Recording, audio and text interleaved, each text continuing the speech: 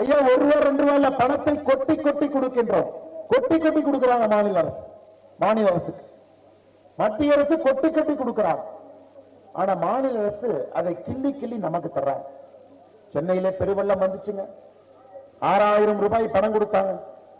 6000 ரூபாய் பாரதிய ஜனதா கட்சியில நாங்கள் சொல்லி இருந்தோம் 10,000 ரூபாய் கொடுக்க வேண்டும்.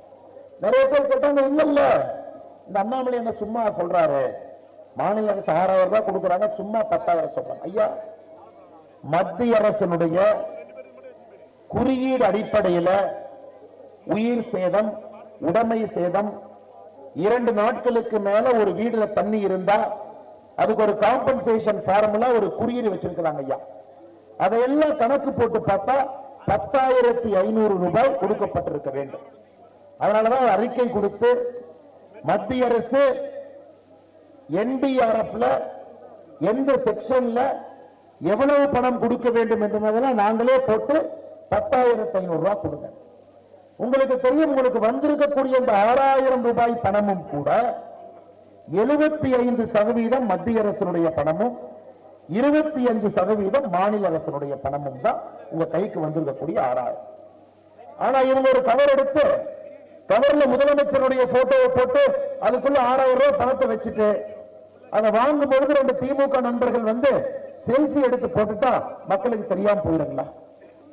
சென்னையை ஸ்மார்ட் சிட்டியாக மாற்றுவதற்கு ஏறத்தாழ 1000 கோடி ரூபாய் கொடுக்கப்பட்டிருக்கிறது. சென்னை மாறி இருக்குதுங்களா? மோடி ஐயா கொடுத்த 1000 கோடி ரூபாயில சென்னை ரோட்ல இருக்கக்கூடிய குழி குண்டெல்லாம் போயிருச்சுங்களா ஐயா? குண்டு குழி காணாம போயிருச்சா? 1000 கோடி ரூபாய் கொடுத்தும் மழை நீர் வடிகாலுக்காக இன்னொரு 1300 கோடி ரூபாய் கொடுத்தோம்.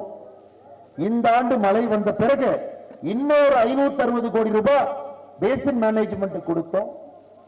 திமுகவை பொறுத்தவரை அதை ஆற்றிலே போடுகின்ற பணம் தாங்க ஐயா.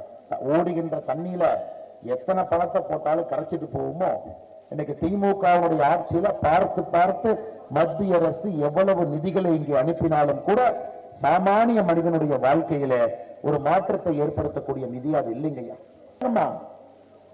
ஸ்டாலின் ஐயா இல்ல, இந்த பெரிய பெரிய நிறுவனங்கள்லாம் பாத்தீங்கன்னா அவங்க வேலையை அவுட் சோர்ஸ் பண்ணிடுவாங்க. பார்த்திருக்கீங்களா?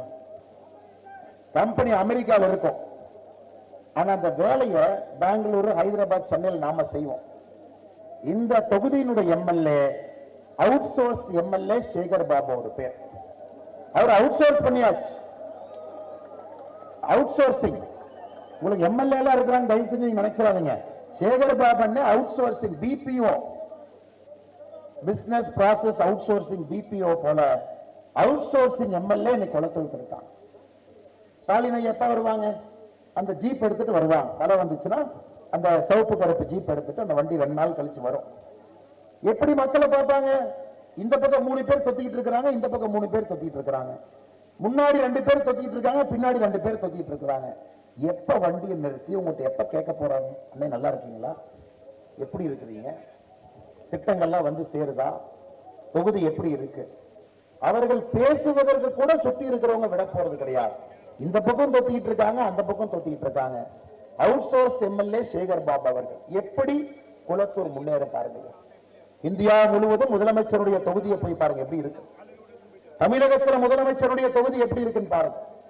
மழை வெள்ளத்தில் எந்த அளவுக்கு கஷ்டத்தில் குளத்தூருடைய மக்கள் இருந்தாங்க, குறிப்பாக இந்த வடசென்னை பகுதியினுடைய மக்கள் இருந்தாங்கன்னு ஒரு நிமிஷம் நீங்க பாருங்க.